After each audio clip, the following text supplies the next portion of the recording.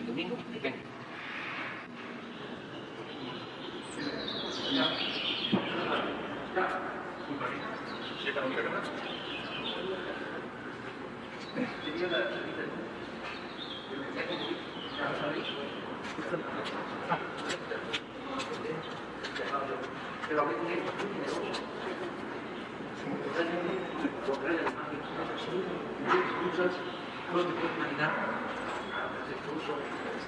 Estamos preocupados por pasando, llenando vehículos,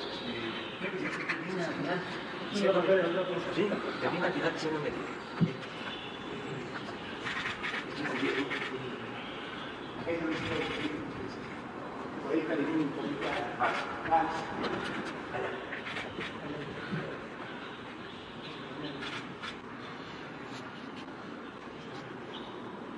Presidente, ¿se puede hacer una foto?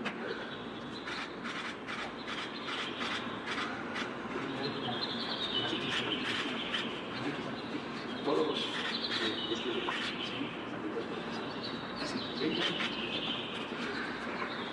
toda la historia.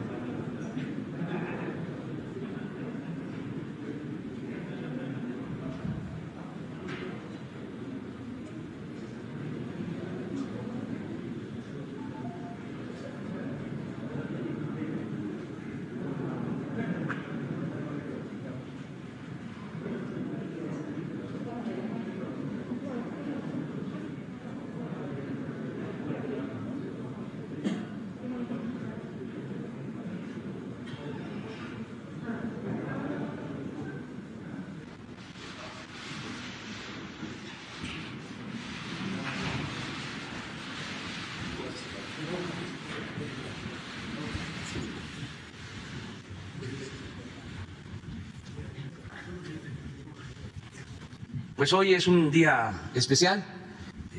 En esta conferencia mañanera tenemos de invitado a Alberto Fernández, presidente de Argentina, amigo nuestro, representante de un pueblo hermano, fraterno, como es el pueblo de Argentina. Y vamos a llevar a cabo esta conferencia como todos los días y como lo hacemos los martes, que se dedica la conferencia a informar sobre el tema de salud, el pulso de la salud. Vamos a informar sobre la salud, luego, si lo desea, vamos a escuchar con mucho gusto, con agrado, a Alberto y al final yo también quiero dar a conocer algo al pueblo de México y al final, porque nos va a dar tiempo, abrimos la sesión para las preguntas y las respuestas. Nos da también mucho gusto que estén periodistas argentinos, mujeres y hombres, de modo que vamos a equilibrar, vamos a darle la oportunidad de que pregunte un periodista argentino y un mexicano, hombre o mujer. Así vamos a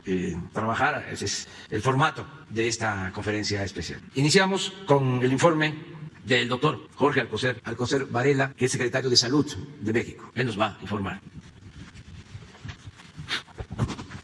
Muy buenos días a todas y todos. Con su permiso, señor presidente Andrés Manuel López Obrador, su excelentísimo señor presidente de la República de Argentina, señor Alberto Fernández, un presidente que decidió poner de pie a su país y con ello a su sistema sanitario. Es un honor tenerlo en esta conferencia de prensa que, como ya indicó el señor presidente, cada martes desde el 21 de enero de 2020, lleva el nombre de Pulso de la Salud, pues nos permite informar del curso de la epidemia derivada del virus SARS-CoV-2 y analizar el sistema de salud de nuestro país. En forma breve, mostraré los principales indicadores a nivel nacional de la pandemia. En esta gráfica pueden ver que desde hace 6 semanas los casos de la enfermedad activos, estimados y personas recuperadas muestran una clara disminución sostenida en las últimas 6 semanas. Constituyen solo el 2% en la actualidad, o sea, 47.168 mexicanos con enfermedad activa, que corresponden, como ven ustedes, al 2% de los casos estimados, que al día de hoy son de 2.238.559, y como ustedes pueden ver, la mayoría ya está recuperada en casa. En la siguiente imagen pueden ustedes constatar la evolución diaria de la hospitalización nacional. Esto es un indicador mundial de cómo va la pandemia y está en estos momentos una ocupación de 34% de las camas, en general de las camas disponibles, tanto las en amarillo generales, totales, en rojo las que son de hospitalización ocupada. Y en la siguiente imagen les indicamos la disponibilidad de camas para hospitalización general en nuestro país. De los 32 estados, entidades federativas, ninguno tiene como indicador de riesgo más del 70% de ocupación. Solo 3 lo hacen, la Ciudad de México, el Estado de Puebla y el Estado de México, con una ocupación de camas generales entre 69 y 50%, y 29 de los 32 estados con menos del 50%, lo que da un 33% de ocupación nacional. En la siguiente imagen pueden ustedes ver desglosado lo que corresponde a aquellas camas que albergan a pacientes más críticos que requieren contar con ventilador. En esto la ocupación ha sido decreciente, en un 36% existe la ocupación nacional y ningún estado lo tiene en más del 70%. Solo uno de ellos, la Ciudad de México, que es la más grande de la zona conurbada, entre el 50 y 69%, y 31 de ellos con menos del 50%. En el siguiente punto, y muy brevemente también, presentaré la Estrategia Nacional de Vacunación, un panorama general, y como ustedes pueden ver, aquí está representado en barras el avance diario desde el 24 de diciembre que tuvimos la oportunidad de recibir de la casa Pfizer las vacunas hasta la actualidad, donde destacan, y esto es acorde con la disponibilidad de vacunas que repercute a nivel mundial con ciertas dificultades, 306.082 vacunados en un solo día, que fue el 18 de febrero. Ayer tan solo se aplicaron 38.790 de las vacunas. Y en la siguiente imagen pueden ustedes ver el avance acumulado que nos lleva a tener hoy, hasta ayer, 1.733.404 dosis aplicadas de las iniciadas en el 24 de diciembre. En la siguiente se ve la distribución que cubre el 70% de las entidades federativas, con ya avances en el grupo prioritario, el segundo grupo prioritario de importancia. Ustedes saben que el primero ha sido la atención, la vacunación a los profesionistas de la salud que se encargan y están al frente de la primera línea de atención a pacientes con COVID. Y en cuanto al segundo grupo, que es importante porque en él hemos enfocado la necesidad, están los adultos mayores, y de esto tenemos un avance del 70% de acuerdo a la última cuenta de vacunas que tenemos, con un total aplicado de 604.110 personas. Y en esta imagen, la siguiente por favor, vemos los esquemas hasta ahora completos. En la primera dosis y segunda dosis del ya señalado grupo prioritario de personal de la salud, tenemos 651.449 médicos y profesionistas de la salud en su primera dosis, y ya están la segunda dosis la han recibido 456.217. Estas son vacunas de Pfizer. Y el personal educativo en un estado ha tenido la aplicación de 17.463, cuando apuntamos en los últimos días la mayor atención y aplicación de vacunas a los adultos mayores, de los cuales hemos cubierto 608.275 con la primera dosis. En la Estrategia Nacional de Vacunación nos mandata tener, en la siguiente por favor, un cuidado especial para la seguridad y constatarlo, y esto está constatado en estas dos vacunas, la de los adultos mayores con la vacuna de AstraZeneca y lo ya mencionado en los personal de atención a la salud, con una seguridad que nos da que solo el 0.4% de las vacunas han tenido un efecto secundario atribuible a la vacunación. Con esto termino esta presentación y les agradezco mucho.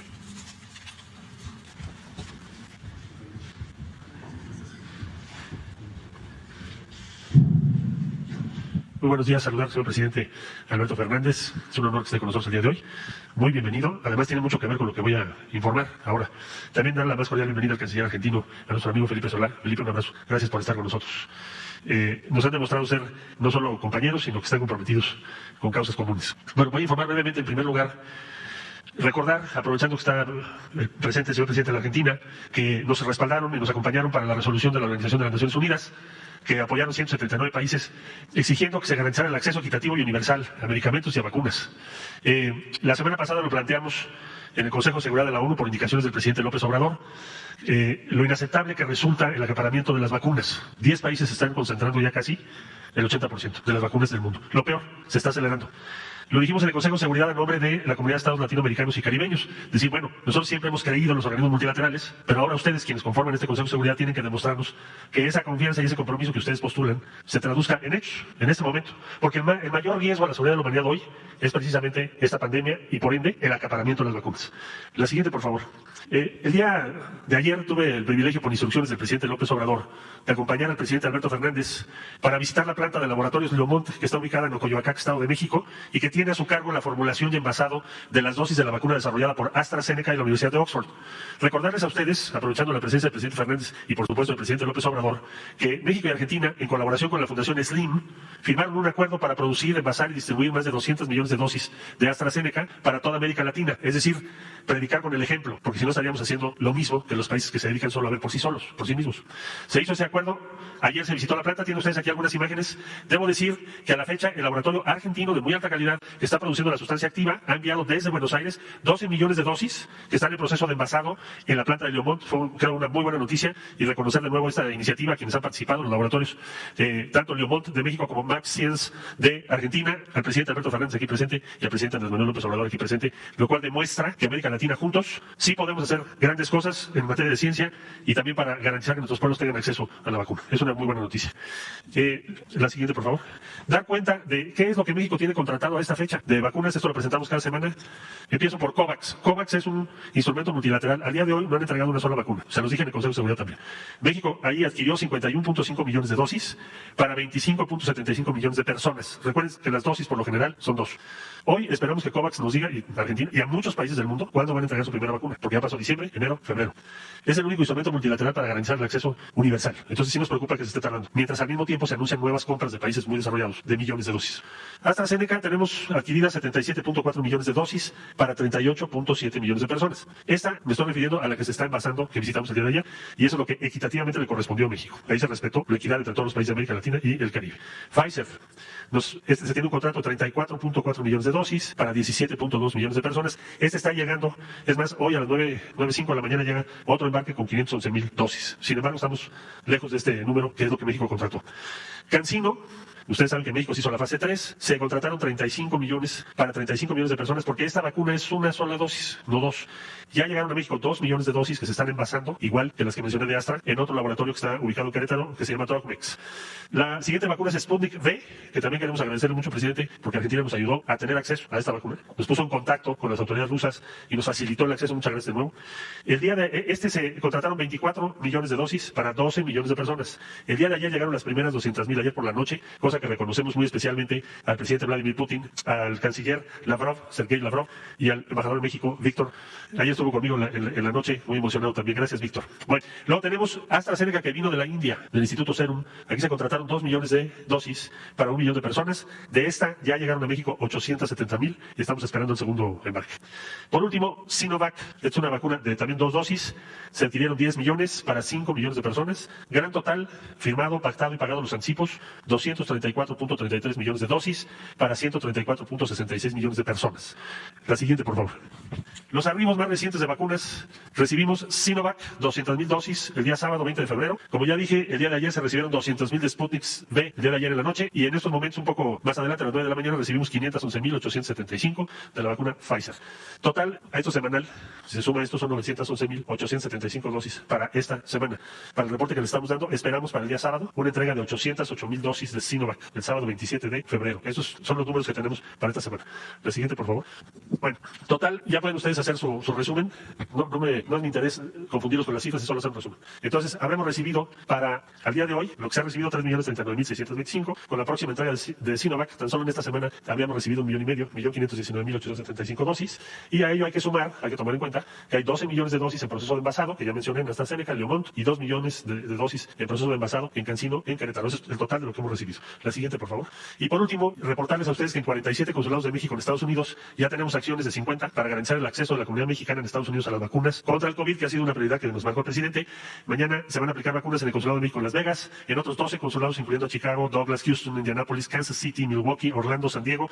En Dallas, Denver, Kansas City, Las Vegas y St. Paul ya se inició la vacunación del personal, incluso consular, y ya nos declararon como personal consular considerado como esencial, y dentro del proceso de vacunación Dallas, Laredo y Los Ángeles. Y ese sería el reporte, señor presidente. Gracias a nueva cuenta al presidente Fernández, canciller Solá. ¿No tienen el video? En tanto se pone el video de las dosis que llegaron ayer. Agradecer mucho a Alberto por su apoyo en todo lo relacionado con las vacunas. Hay 2 acciones que nos han ayudado mucho de parte del gobierno de Argentina. Una es el trabajar de manera conjunta para la elaboración, el envasado de la vacuna AstraZeneca. Lo que pudo constatar Alberto ayer, cómo se están envasando estas vacunas, millones de dosis a partir de abril, desde el principio de abril, una vez que se termine todo el trámite para constatar la calidad de la vacuna, que de antemano sabemos es una muy buena vacuna.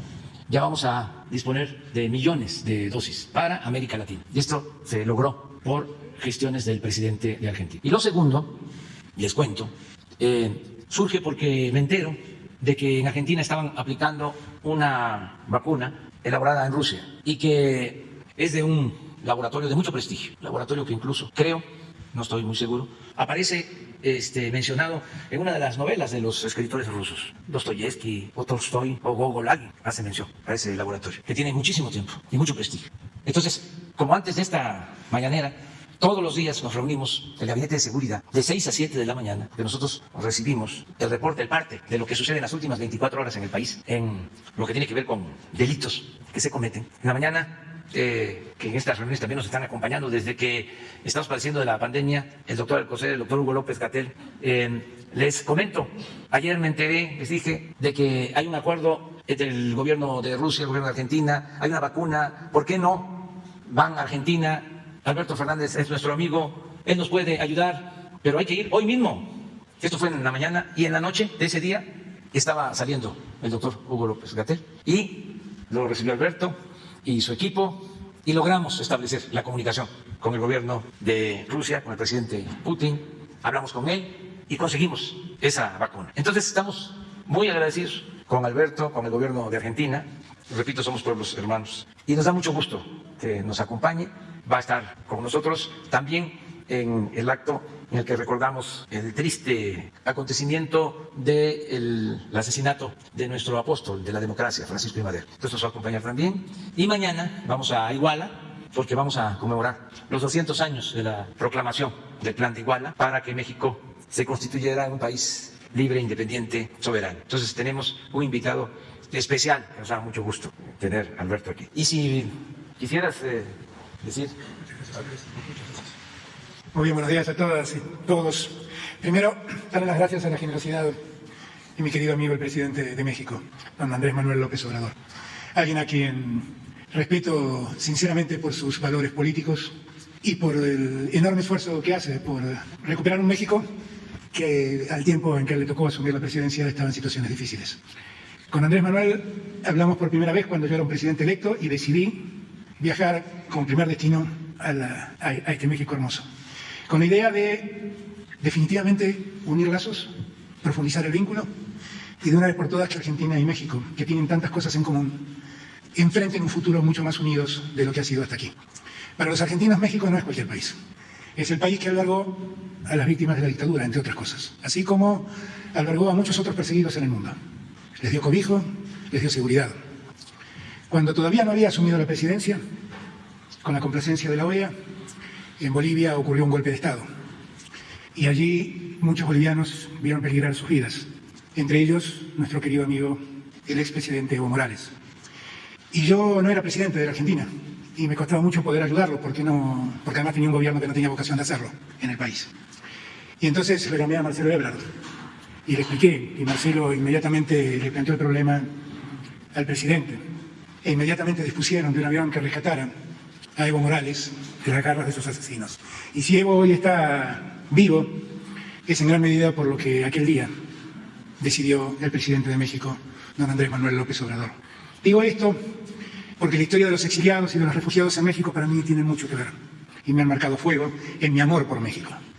Desde mi maestro en el derecho penal, mi querido Esteban Rigui, que vivió aquí todos los años de la dictadura, y aquí trabajaba en la Procuraduría, y aquí le abrieron las puertas de la UNAM, y aquí se desarrolló como el extraordinario catedrático que fue, hasta Evo Morales. Todos ejemplos de lo que México es capaz de hacer por la humanidad y por la vida de los perseguidos. Así que para mí es muy reconfortante estar aquí, en este México, y en este México, déjenme decirlo así, de Andrés Manuel López Obrador, que a la vista del mundo es otro México. Yo no soy un diplomático, soy un político. Hace un tiempo atrás, a un presidente, un responsable europeo, de una potencia europea, que me preguntó cómo veía la situación del continente y me preguntó puntualmente por México, le dije definitivamente, por fin México tiene un presidente como merecen los mexicanos. Por primera vez, México en muchos años tiene un presidente con valores morales y éticos como merecen los mexicanos. Yo con esos valores y con esa prédica de Andrés Manuel me siento absolutamente identificado. Y siento que es el deber de Andrés Manuel y mío profundizar los lazos de Argentina mucho más allá de que México aparezca cada vez que los argentinos deben exiliarse. Yo quiero que en mi país no haya más exiliados, argentinos que deban irse por persecuciones políticas. Pero la verdad es que siempre estaremos agradecidos a México por cómo abrió las puertas a esos argentinos. Pero Argentina y México tienen un futuro. Y tienen un futuro en Latinoamérica. Y Latinoamérica tiene un futuro. Y ese futuro pasa por la unidad de los esfuerzos. Con lo cual, yo le agradezco toda la generosidad de las palabras de Andrés Manuel. Pero que México y Argentina estén unidos es un deber que tenemos. Que Argentina y México encaren un futuro común y que esto ayude a la América Latina es una obligación que tenemos. Desde el país más norteño de la América Latina hasta el país más austral de la América Latina, tenemos que ser capaces de trazar un eje que una a todo el continente. Ese es el deber que tenemos con Andrés Manuel. Empezamos con una experiencia grata, la de producir la vacuna que los latinoamericanos necesitan para terminar con esta pandemia espantosa. Y lo estamos haciendo. Ya el laboratorio argentino ha mandado, como bien dijo el canciller, 12 millones del principio activo para desarrollar la vacuna. Y como bien también dijo el presidente, a partir de abril, ese maravilloso laboratorio que conocí ayer, con tecnología de última generación, vamos a poder hacer realidad ese objetivo que nos propusimos. Y en ese sentido, yo quiero acompañar la gestión de México en favor de la universalización de la vacuna. Y quiero acompañar las quejas de México por la forma en que la vacuna se ha acaparado en una decena de países en desmedro de muchos otros. Escuchaba recién la exposición del canciller y lo escuchaba decir y mostrar cuáles eran todos los contratos que se habían firmado y que se estaban incumpliendo, por distintos motivos, pero incumpliendo. No es ni más ni menos lo que le está pasando a Argentina. Nosotros estamos, igual que México, tratando de sortear esa falta de vacunas, recurriendo a todas las ofertas que en el mundo se dan, ofertas que además tienen que tener la seriedad adecuada, tienen que tener la aprobación de la autoridad sanitaria, haber desarrollado las 3 fases necesarias para garantizar la calidad de una vacuna. Y así como lo hace México, también nosotros desarrollamos contratos con AstraZeneca, desarrollamos contratos con COVAX, desarrollamos contratos con Sinopharm y desarrollamos contratos con el Instituto de Maleya y con el Fondo Soberano de Rusia. Y tenemos que hacer el máximo esfuerzo para que a la mayor velocidad posible toda nuestra Latinoamérica esté vacunada, fundamentalmente los que están en riesgo por su salud o por sus enfermedades prevalentes. Eso nos convoca y eso debemos seguir trabajando juntos. Así que en este día que me comentaba el presidente, que los días martes lo dedican al tema de la salud, le quiero dar gracias al presidente por dejarme participar de sus mañaneras, que ya son un hito en América Latina. Y también agradecerle al presidente la enorme generosidad de dejarme participar del bicentenario de la proclamación de Iguala, que fue el momento exacto en que empezó el proceso independentista en este querido México. Un México que es ejemplo para muchos de nosotros por historia y por presente. Muchas gracias, señor presidente. Bueno, pues continuamos. Tenía pensado dar a conocer un documento que, de una vez, sí, porque no se sale de contexto. Es una carta que el día de hoy estoy enviando a la gobernadora de Sonora, Claudia Pavlovich, a la jefa de gobierno de la Ciudad de México, Claudia Sheinbaum, y a los gobernadores de nuestra República. Y quiero leerla para que los mexicanos se enteren.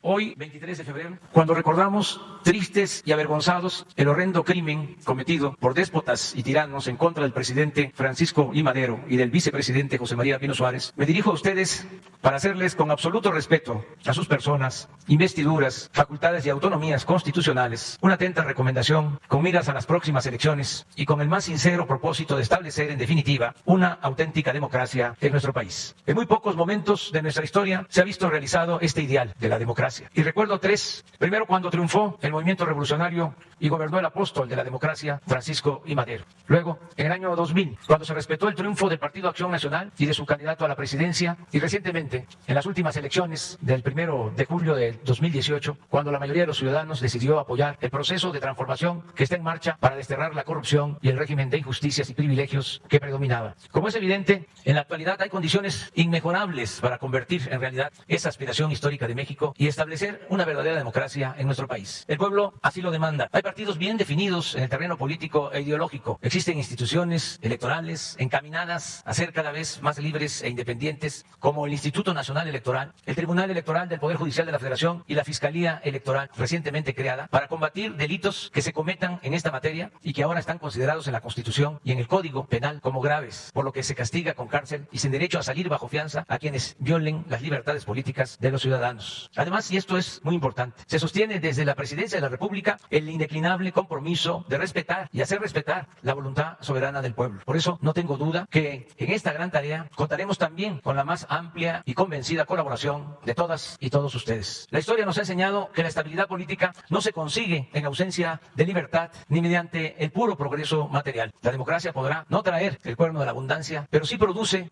equilibrios necesarios para evitar que una persona o una minoría se adueñe del poder público y se propicie que la riqueza, en vez de distribuirse con justicia, se concentre en unas cuantas manos. No olvidemos que muchos de los problemas que han dado al traste con el progreso de México se han originado por la corrupción engendrada por el predominio de un sistema político elitista y antidemocrático. En consecuencia, gobernadora, gobernadores y jefa de gobierno de la Ciudad de México, les propongo de la manera más horizontal y respetuosa que establezcamos un acuerdo nacional en favor de la democracia. Por mi parte, les manifiesto que actuaré, como siempre, con absoluta rectitud y en defensa de la soberanía popular. Y a esto mismo les convoco a ustedes. Concretamente, les exhorto a que no intervengamos para apoyar a ningún candidato de ningún partido, a no permitir que se utilice el presupuesto público con fines electorales, a denunciar la entrega de dinero del crimen organizado o de la delincuencia de cuello blanco para financiar campañas, a impedir la compra de lealtades o conciencias, a no traficar con la pobreza de la gente, a no solapar a tramposos o mapaches electorales, a evitar el acarreo y el relleno de urnas, la falsificación de actas y todas esas abominables prácticas ilegales y antidemocráticas que deben quedar en el pasado de manera definitiva. Sigamos el ejemplo del gran Francisco I. Madero, cuyo principal aporte se dio precisamente en el terreno de la democracia. En ese aspecto no hay precedente en nuestra historia. Nadie como él ha creído con tanta devoción en la democracia. Nadie se ha preocupado tanto como él por hacer realidad ese ideal que era la más profunda de sus convicciones. Creía con toda sinceridad que al establecerse una república democrática, México podría resolver sus grandes y graves problemas y avanzar con libertad y justicia hacia la prosperidad. Madero no solo nos legó el esbozo de este proyecto alternativo de nación que ha debido esperar un siglo a las condiciones para hacerse realidad,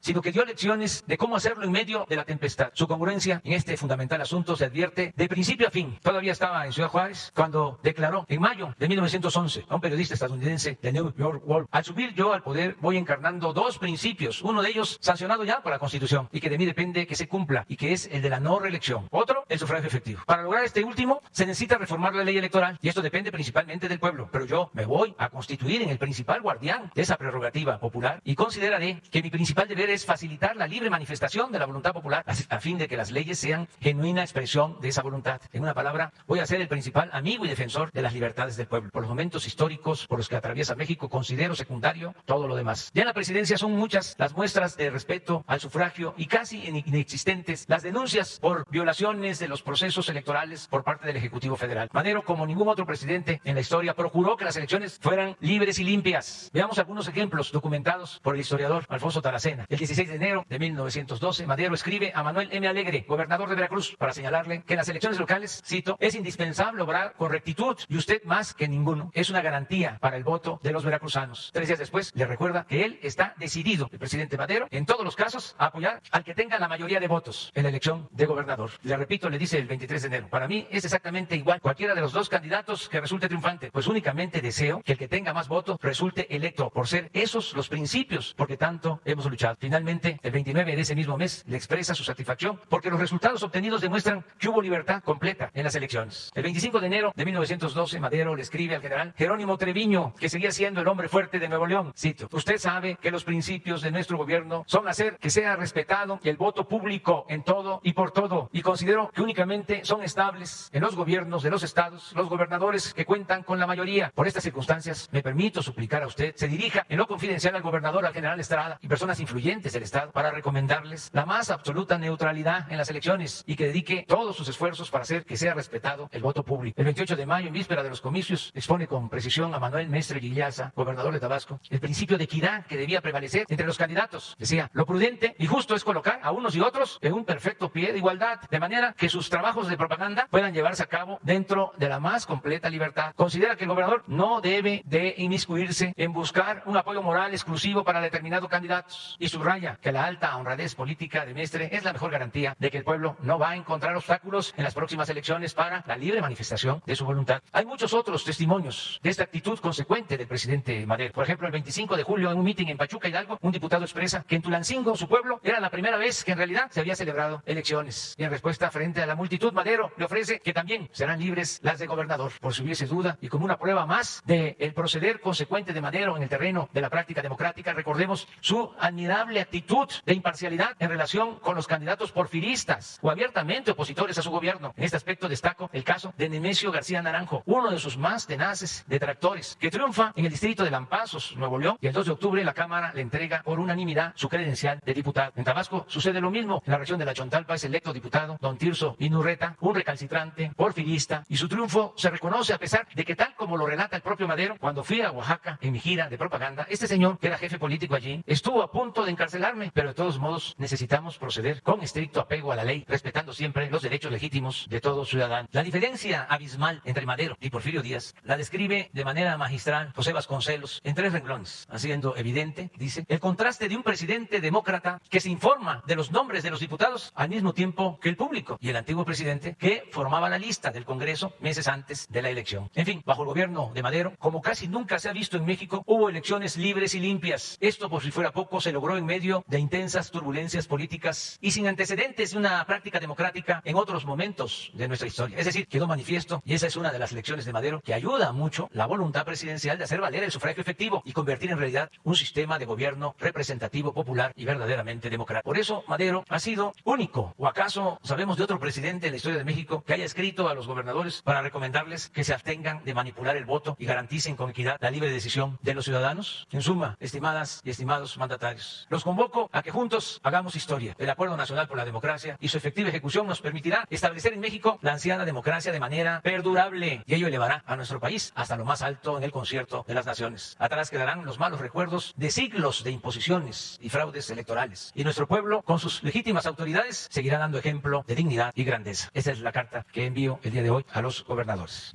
Pues ahora sí, vamos a abrir para preguntas. Argentina. Buenos días, presidente López Obrador. Gracias por recibirnos en el Palacio Nacional. Soy Rafael Matus, del diario La Nación, preguntando en nombre de todos los colegas argentinos. Una pregunta por usted también para el presidente Alberto Fernández. Presidente, quería preguntarle, en aras de lo que está ocurriendo en la Argentina, ¿qué otras medidas tomará para evitar más privilegios en la distribución de las vacunas? ¿Y aceptaría la interpelación en el Congreso del jefe de gabinete y la creación de una comisión investigadora parlamentaria sobre lo que se ha llamado el escándalo de las vacunas VIPS? Y para el presidente López Obrador, usted criticó la vacunación secreta para los de arriba en otros países. ¿Qué medidas toma su gobierno para que eso no pase aquí en México? ¿Y cómo planean ambos mejorar la equidad en la vacunación en la región? Y si piensan llevar el tema que han planteado al G20 o a la Asamblea General de las Naciones Unidas. Muchas gracias. Muchas gracias. Miren, siempre he planteado que el tema de las vacunas es un tema muy sensible y que debemos tratar con absoluta seriedad, porque el riesgo es que lo terminemos politizando y el riesgo es que terminemos haciendo lo que creo que nadie quiere hacer. En Argentina he conocido que en circunstancias irregulares se vacunó a un grupo de alrededor de 70 personas.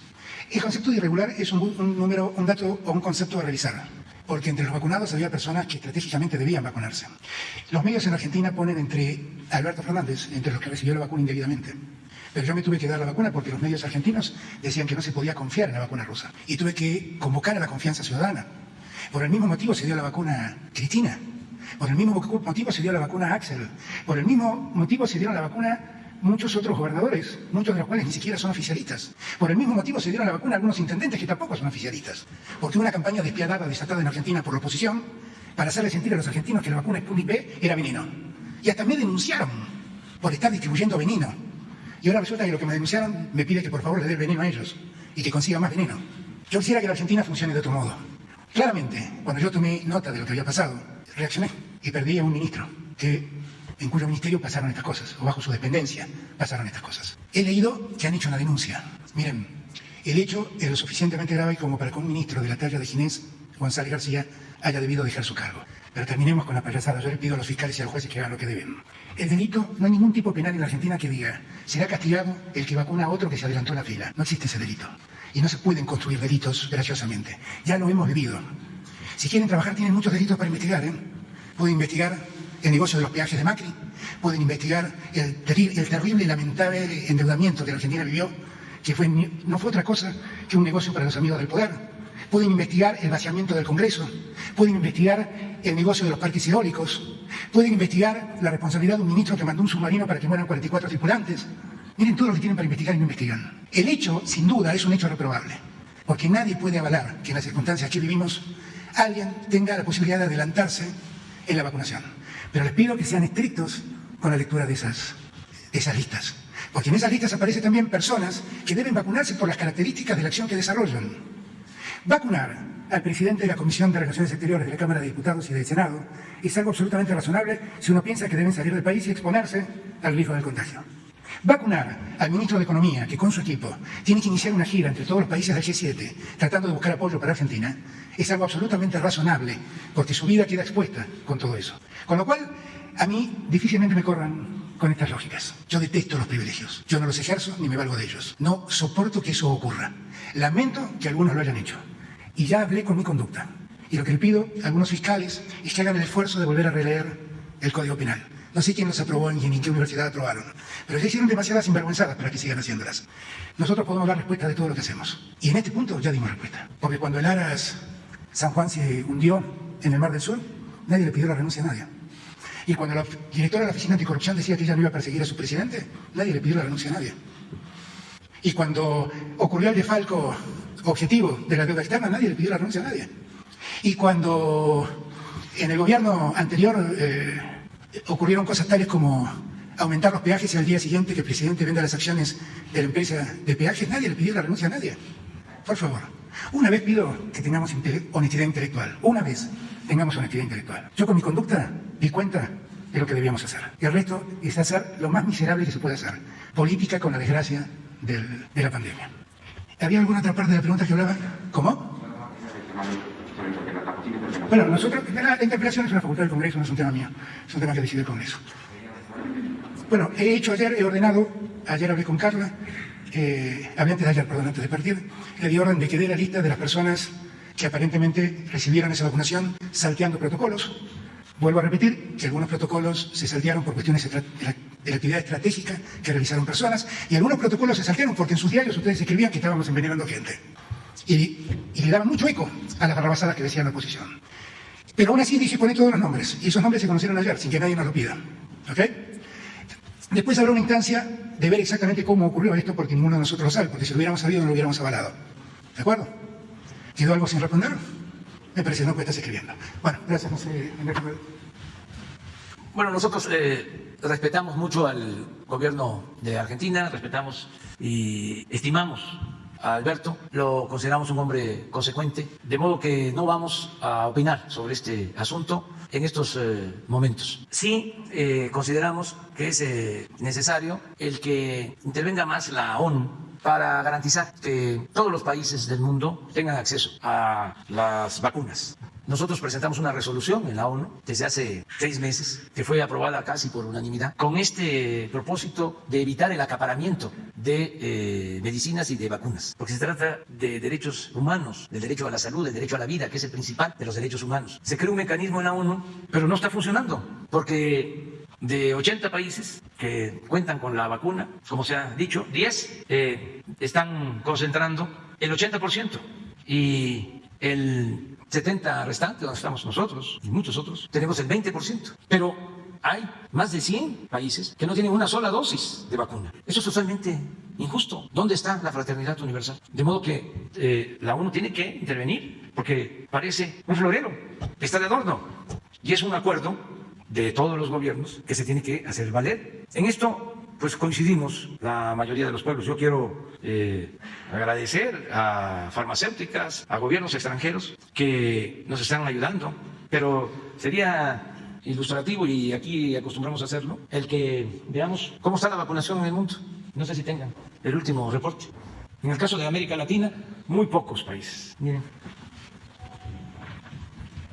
2 días. Estados Unidos, 63 millones de dosis. China, 40 millones. Reino Unido, 18 millones. India, 11 millones. Israel, 7 millones. Brasil, 6 millones. Turquía, 6 millones. Emiratos Árabes, 5 millones. Alemania, 5 millones. Rusia, casi 4 millones. Ahí están 10. Bajamos. América Latina.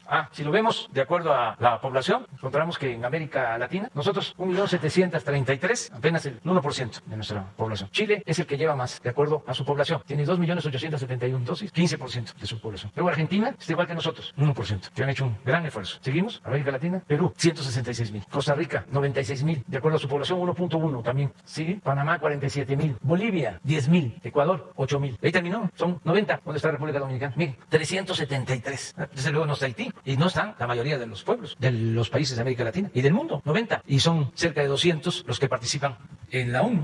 Entonces, esto es lo que sí vamos nosotros a seguir planteando, que haya equidad. Muy bien. Presidente, ¿puedo agregar algo? Sí. Perdón, presidente.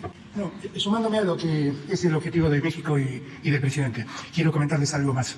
Desde hace un tiempo venimos trabajando con el presidente Emmanuel Macron, presidente de Francia, en la idea de plantear en el G20 la necesidad de declarar a la vacuna contra el COVID-19 un bien global, de modo tal que cedan los derechos intelectuales y que todos los países lo puedan producir libremente en sus respectivos países. ¿Cuál es el propósito? El mismo que plantea el presidente Andrés Manuel López Obrador. Y es uno de los temas que tengo en carpeta para hablar con el presidente, porque es también México parte del G20. Y es exactamente esa idea que nosotros planteamos y que también ha propuesto el Papa Francisco, la idea que nos impulsa a llevar adelante y ponerle justicia y equidad, como bien ha dicho el presidente, a la distribución de vacunas. Y es una de las ideas que venía a traer al presidente, que México nos acompañe a Francia y Argentina en este planteo en el G20. Perdón, presidente. México. Adelante. Hola, buenos días. Marcos González, de BBC. Les quería preguntar primero sobre la gestión de la pandemia. Hemos visto estrategias diferentes en sus dos países. Argentina ha tenido uno de los confinamientos más largos, unas cuarentenas más estrictas de la región, y a día de hoy tiene probablemente mejores resultados que México, que sigue, desgraciadamente, con la cifra más alta de muertes por COVID de América Latina en proporción a su población total, muertos por cada millón de habitantes. Entonces, al presidente López Obrador le quería preguntar si sigue creyendo que no cerrar el tráfico aéreo, no imponer restricciones a la entrada de turistas, por ejemplo, ser uno de los pocos países del mundo que no pide una prueba negativa, por ejemplo, de COVID a los turistas que entran, sigue siendo una buena estrategia, como sí ha hecho, por ejemplo, Argentina. Y al presidente Fernández le quería preguntar por su opinión de un gesto que ha sido, porque se le ha preguntado muchas veces al presidente López Obrador, y es el hecho de que no porte cubrebocas en sus eventos, en sus actos públicos, como hemos visto de hecho hace unos minutos en la recepción antes de esta conferencia, en el que usted sí portaba cubrebocas, pero el señor López Obrador no lo llevaba, y el ejemplo que eso supone para millones de personas que nos ven. Si me permiten, o después le puedo hacer otra pregunta a cada uno en nombre de mis compañeros. ¿Se la hago ahora o se la ha seguido? ¿Una vez? Sí, no. Pues para el presidente López Obrador le quería preguntar si nos podía hacer un comentario, una valoración acerca de la detención ayer en Estados Unidos de Emma Coronel, la esposa de Joaquín El Chapo Guzmán. Y para el presidente Fernández, realmente dos cuestiones. Por una parte, ¿cuándo espera que Argentina alcance un acuerdo con el FMI? Ya que el Financial Times publicaba que la vicepresidenta Kirchner quiere retrasarlo, parecería hasta después de que pase la pandemia. Y por otro lado, al hilo de lo que ya nos ha comentado del escándalo de las vacunas BID, veíamos una encuesta, un estudio de la consultora Management & Fit, que decía que el 71% de los argentinos cree que deberían renunciar todos los funcionarios implicados en ese escándalo. Le quería preguntar si cree que la respuesta por su parte ha sido suficiente al hilo de este sentido de la población, o si podríamos esperar más renuncias de funcionarios en los próximos días. Gracias. Bueno, mire, nosotros desde el principio de la pandemia decidimos equilibrar, cuidar todo lo relacionado con los contagios. Nuestra estrategia fue informar diario, se tiene un informe sobre la pandemia para que nos cuidemos todos los mexicanos, que sepamos cómo cuidarnos. Y al mismo tiempo, garantizar la libertad. Aquí se ha dicho varias veces, prohibido prohibir. Pensamos que se tienen que lograr las cosas de manera voluntaria, sin imponer nada, sin autoritarismos. Juárez decía, nada por la fuerza, todo por la razón y el derecho. Y eso es lo que hemos aplicado. Respetamos las políticas que se llevaron a cabo en otros países. Cada pueblo, cada país, cada gobierno tiene sus circunstancias. Nosotros definimos enfrentar la pandemia como lo hemos venido haciendo y consideramos que han sido buenos los resultados. Desde luego da mucha tristeza y dolor que se pierdan vidas humanas, pero es una situación difícil que hemos venido enfrentando con responsabilidad. Y acerca de las comparaciones, pues si se tratara de eso, yo podría contestarle nada más que es hasta de mal gusto, ofrezco disculpa, de que a la nación más poderosa del mundo que tenemos de vecinos les ha ido peor que a nosotros. Lamentamos mucho que esto pase al pueblo estadounidense, que es un pueblo también hermano, pero como que no conviene hacer comparaciones, como que no es un asunto de maniqueísmo y a veces la prensa no actúa con objetividad. Y en estos casos, como lo decía Alberto, yo pensaba que nada más era en México, la prensa conservadora, los que apoyaban a los gobiernos neoliberales, que saquearon, yo creo que en el caso de México no hay duda. En el caso de Argentina no puedo decir más de lo que me consta, que endeudaron a Argentina. Eso sí me consta. Y que son responsables, y de eso no habla la prensa argentina ni la prensa mexicana, los organismos financieros internacionales, que supuestamente actúan con imparcialidad y que no participan en política. Y eso es mentira. Ayer comentaba yo de cómo, a sabiendas de que Argentina ya no tenía capacidad para poder cumplir sus compromisos y recibía más créditos, se le aprobaron más créditos y los endeudaron porque buscaban que ganara el Partido Conservador, que no sé cómo se llama allá, y le dejaron a Alberto un problemón y al pueblo. Pero de eso no se ocupa la prensa. Entonces, cada quien tiene su manera de enfrentar la pandemia y eso es lo que hemos venido haciendo, actuando con responsabilidad en el caso nuestro, garantizando que nadie se quede sin ser atendido. Si le agrego de que durante 36 años de política neoliberal, además de que saquearon a México, como nunca en la historia, nos dejaron sin médicos, sin especialistas. Usted se puede imaginar cómo heredamos el sistema médico, el sistema de salud. Lo dejaron por los suelos, porque lo único que les interesaba era robar. 10 empresas le vendían al gobierno 80.000 millones de pesos en medicinas, a precios elevadísimos. Pero así como esto, en otras cosas. Me pongo otro ejemplo. El cuñado de Carlos Salinas, de Gortari, construyó un hospital en Iztapaluca, aquí cerca, que cuando mucho costaba 500 millones. ¿Y saben cuánto termina costando ese hospital? 7.000 millones. Pero eso que le estoy planteando, que tiene que ver con la salud, no se dice nada en los medios de comunicación. Hay honrosas excepciones, desde luego, hay una prensa libre, independiente, pero la mayor parte de los medios que se dedicaban a quemarle incienso a los presidentes del periodo neoliberal, ahora se volvieron opositores, todos en contra de nosotros. Además, como ya no hay subvención, porque se destinaban formalmente 12.000 millones de pesos para publicidad a los medios, y ahora son 2.500. Entonces están muy enojados. Pero no solo es eso, están enojados porque ya se terminó el saqueo, porque ya estamos fortaleciendo a Pemex, a la Comisión Federal de Electricidad, que estaban a punto de desaparecer por la política privatizadora. Entonces, todos esos negocios jugosos, lucrativos, a costa del presupuesto, que es dinero del pueblo, pues ya no se pueden realizar. Se acabó la corrupción. Entonces están muy molestos. No solo la prensa nacional, el país de España, porque una de las empresas favoritas eran las españolas, de las empresas favoritas durante el periodo neoliberal. El presidente Calderón tenía como empresa favorita a Repsol de España. El presidente Peña Nieto a OHL. No, ¿cómo se llama la empresa favorita de Calderón? No, la de Calderón era Repsol. Y la constructora española OHL, sí, OHL, también española. Entonces ganaban todos los contratos. Una gran corrupción.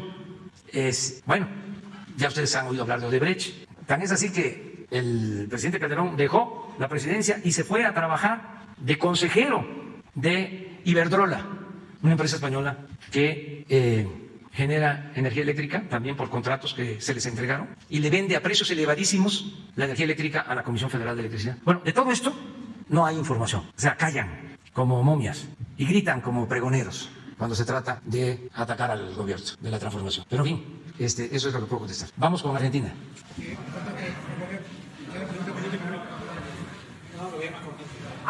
Sí, es un asunto que deciden en Estados Unidos. La detienen, su esposo, como se sabe, está también detenido. También agreguen de que está detenido el que era secretario de Seguridad Pública durante el gobierno de Calderón, acusado de recibir sobornos del señor Guzmán Loera. A lo mejor por eso es también la detención, que quieren tener más información de cómo se daba la relación, cómo se llevaba a cabo el contubernio, porque eso también fue un distintivo de los gobiernos neoliberales, la asociación delictuosa entre autoridad y delincuencia. No se sabía dónde terminaba la delincuencia y dónde comenzaba la autoridad. Entonces, puede ser por eso. Ojalá informen más los del gobierno de Estados Unidos, pero eso es un asunto que les corresponde a ellos. Gracias, presidente. A ver, primer punto. Yo uso permanentemente tapabocas. Ocurre que también las recomendaciones dicen que en lugares abiertos donde no enfrento a nadie a 2 metros de distancia, puedo prescindir del tapaboca. Y en una circunstancia como es la de dar una conferencia de prensa, darla con tapabocas es una cosa particularmente incómoda. Pero esos cuidados siempre los tengo. De hecho, llegué a este maravilloso palacio con el tapabocas. Yo yo no puedo hacer comparaciones, pero sí déjeme decirle algunas cosas. La Argentina debió hacer, al inicio de la pandemia, una cuarentena muy estricta, porque entre otras cosas, tampoco lo dicen los diarios argentinos, el sistema de salud argentino estaba devastado. El Ministerio de Salud había sido anulado. El ministro de Salud había dejado vencer millones de vacunas y en la Argentina habían vuelto enfermedades como el sarampión mientras las vacunas se pudrían en algún lugar de las aduanas. De esto mucho no se habla y no veo ningún fiscal preocupado por investigarlo. Ahora, nosotros debimos ser muy estrictos porque tuvimos que poner de pie un sistema de salud absolutamente destruido. Entre otras cosas, porque por ejemplo en la provincia de Buenos Aires había una gobernadora que se jactaba de que no iba a hacer más hospitales. Y llegó la pandemia y tuvimos que actuar con mucha fuerza para poner de pie ese sistema de salud. Y utilizamos alrededor de 90 días para hacer y para proveernos de todo lo que nos faltaba. Nos faltaban camas de terapia intensiva, nos faltaban hospitales, nos faltaban respiradores artificiales. En la Argentina, 2 hermanos en Córdoba habían montado una empresa que hace respiradores, pero hacían 40 respiradores al mes. Nos los convocamos, tuvieron todo el apoyo del Estado y empezaron a hacer 500 respiradores por mes. Y lo que logramos, merced a ese tiempo inicial de pidiéndole a la gente que se quede en sus casas, lo que nosotros llamábamos el aislamiento sanitario, lo que logramos es poner en pie ese sistema de salud, porque si no, podía pasarnos lo que habíamos visto que pasaba en Europa, que la explosión fue tan enorme que el sistema sanitario no tenía capacidad de dar respuesta. Y un año después, la tranquilidad que tengo es que en la Argentina no hubo un solo argentino que fue a un hospital y le dijeron no hay lugar para usted. Y ningún médico tuvo que enfrentar la disyuntiva de decir ¿a quién le doy el respirador? Porque todos lo tuvieron. Después, lamentablemente, la pandemia se llevó 50.000 vidas de argentinos, de una edad promedio de 74 años. Y eso está claro, que cuando la pandemia ataca a esa edad, indudablemente es muy difícil sobrepasarlo. La Argentina tiene muchos cuidados, porque definitivamente, como a México, la enfermedad nos llegó importada en los aviones. Y por eso nosotros tenemos cuidados y precauciones. También es verdad que en la pandemia, una de las claras disyuntivas que uno tiene que enfrentar es, esto se los digo con el máximo respeto, pero yo por momentos discuto con periodistas argentinos muchas veces y les digo que el periodista es como el plateísta que está en la tribuna mirando el partido de fútbol. Sabe lo que tiene que hacer el arquero, cómo tiene que cabecear el 9, cómo tiene que mandar el centro al wing, pero nunca jugó el partido de fútbol. Analizar desde la platea es una cosa muy simple. Jugar el partido es otra cosa. Andrés Manuel y yo pasaremos a la historia como los presidentes de la pandemia. Gobernar en la pandemia es gobernar lo desconocido, gobernar lo que nos conoce. Es luchar contra un enemigo invisible que nadie sabe por dónde ataca. Y por lo tanto, todos debimos ir aprendiendo en el camino cómo enfrentar este problema. De un virus que además, ustedes europeos lo conocen bien, ha empezado a mutar y pareciera ser que se fortalece frente a los mecanismos de defensa que nosotros proponemos.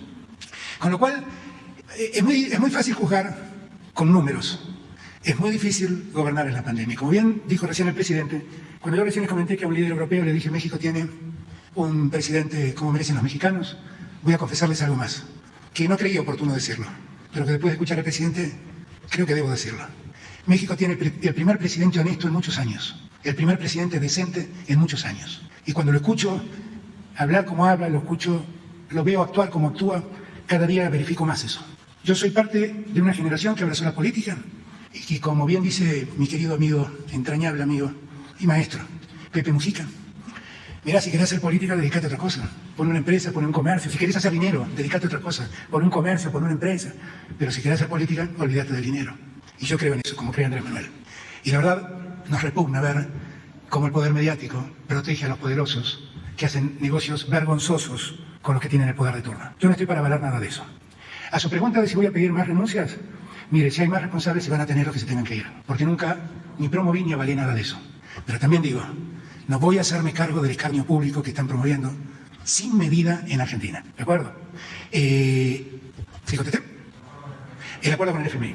Nosotros estamos trabajando para alcanzar un acuerdo. Parte de lo que gran parte de la prensa argentina hace es demonizar a Cristina, que la quiere mostrar siempre como una persona disruptiva y alocada que promueve soluciones que poco tienen que ver con lo que a la Argentina le puede convenir. Ese es un problema que tengo que resolver yo y el ministro de Economía. Y que seguramente Cristina tiene opinión y seguramente la escucho, pero es una decisión mía. Nosotros estamos tratando de encontrar un acuerdo. Un acuerdo de un crédito que, como bien marcó el presidente López Obrador, fue vergonzoso. Un acuerdo que, según ha confesado el presidente del BID, que en esos días era director en el Fondo Monetario Internacional en representación de los Estados Unidos, fue dado para garantizar el triunfo de Mauricio Macri en esa elección. Allá en Argentina decimos, fue la campaña política más cara de la historia de la humanidad. Ahora esa campaña política la tenemos que pagar los argentinos. Y entonces yo quiero ser muy cuidadoso con la negociación con el Fondo Monetario Internacional, porque sé cómo ese crédito fue dado y sé cómo el poder de entonces dejó fugar miles de millones de dólares de la Argentina con negocios de sus amigos. Lo he visto, tenemos todo identificado. Y le vamos a contar a los fiscales a ver si alguna vez se dignan a investigar a los poderosos. Nosotros queremos encontrar un acuerdo, pero el acuerdo tiene que ser un acuerdo que le convenga a Argentina. Y tiene que ser un acuerdo que parta de esa premisa. Miren, nosotros tenemos que hacer frente a un crédito alocado que el Fondo Monetario Internacional le dio a un país con fines políticos sin ningún sentido económico. Cuando yo era candidato y me visitó la delegación del fondo que visitó la Argentina, le pedí que paren de entregarle plata a la Argentina porque todo el dinero que entraba se fugaba en manos de los amigos del presidente de turno. No, y eso fue un comunicado oficial que hice después de reunirme con el enviado del fondo. No voy a borrar con el codo lo que dije en aquel momento. Ahora sí, voy a tratar de encontrar un acuerdo, pero quiero que el acuerdo no le cueste a los argentinos más de lo que ya han debido soportar. Eso es lo que espero. Perdón, y quiero agradecerle puntualmente al presidente López Obrador, porque en el momento en que estábamos negociando con los acreedores privados, un día desesperado porque no encontraba respuestas de ellos, le pedí su colaboración, y su colaboración fue determinante para que podamos encontrar el acuerdo que buscábamos. Y nunca tuve la oportunidad de decírselo cara a cara. Muchas gracias, Andrés Manuel, porque lo logramos y de verdad él nos ayudó mucho. Gracias. Bueno, vamos a, yo creo que están bien representados, y nos recomiendan siempre, nuestros asesores, que son los ciudadanos, que no nos tardemos mucho en la conferencia, que no se pase de las 9, porque, los tenemos mucho tiempo ahí. Ya, vamos a dejar, por ahora, la conferencia. A los periodistas mexicanos, compañeras, compañeros, pues, mañana vamos a estar aquí y todos los días. Por eso, además, con un invitado de honor, como el que tenemos, se tiene que dar todo el tiempo a Argentina, todo el tiempo a la representación de nuestro pueblo hermano, Argentina. Mañana voy a hablar de eso en Iguala, de la fraternidad, del afecto, de los lazos de solidaridad entre los pueblos de Argentina, de México. Los maestros nuestros que nos dieron clase, los que estuvieron en la Facultad de Ciencias Políticas en México, cuando las dictaduras militares en el Cono Sur, en Argentina, todo eso que es una historia de mucha fraternidad de los pueblos, de mucho afecto. De eso vamos a hablar y nos da mucho gusto que esté aquí el presidente Alberto. Y nada más terminamos con, pues, informando, porque así lo hacemos, cuando llega un cargamento con dosis de vacunas en el aeropuerto, pues siempre lo comentamos. Está el doctor Pedro. ¿Nos escuchas? Sí, lo escuchamos, señor presidente. Buen día. Te escuchamos a ti. Infórmanos. ¿Llegaron las vacunas? Así es, señor presidente. Gracias, buenos días a todos los secretarios, al presidente de Argentina. Le queremos informar, señor presidente, que están llegando en este momento 511.875 dosis de Pfizer, y de las cuales 386.100 estarán en la Ciudad de México y 125.775 irán a Nuevo León, Monterrey, para el tema de la segunda dosis para el personal de salud que atiende hospitales COVID. Señor presidente. Pues lo celebramos, siguen llegando las vacunas, como en Argentina, por el esfuerzo y las gestiones del presidente Alberto Fernández. Ya se inició el plan de vacunación, no se va a detener, vamos a seguir vacunando. Ya estamos a punto de terminar la vacunación del personal de salud que está en hospitales COVID, enfermeras, médicos, trabajadores de la salud. Ya están vacunados casi todos los que están salvando vidas, arriesgando sus vidas. Eso fue lo primero. Y ya empezamos la vacunación de adultos mayores, porque los médicos, los expertos nos han recomendado de que se le dé prioridad a los adultos mayores. Se asegura que si se vacuna a adultos mayores de 60 años, se logra reducir la mortalidad por COVID en un 80%, si se vacuna de 60 hacia adelante. Entonces, la otra población preferente, luego de los médicos, de las enfermeras que están en hospitales COVID, son los adultos mayores. Pensamos que para abril vamos a tener vacunados, cuando menos con una primera dosis, a todos los adultos mayores del país. y así vamos a seguir. Es vacuna universal, gratuita, como se está haciendo en Argentina, y vamos hacia adelante enfrentando esta crisis sanitaria y también la crisis económica, y vamos a salir, porque es mucha la fortaleza del pueblo de Argentina, del pueblo de México. Hemos enfrentado muchas adversidades, calamidades de todo tipo, y siempre se sale adelante. Entonces, yo termino por ahora y les invito para que mañana nos volvamos a encontrar aquí a las 7 de la mañana. Muchas gracias de todo corazón. Muchas gracias.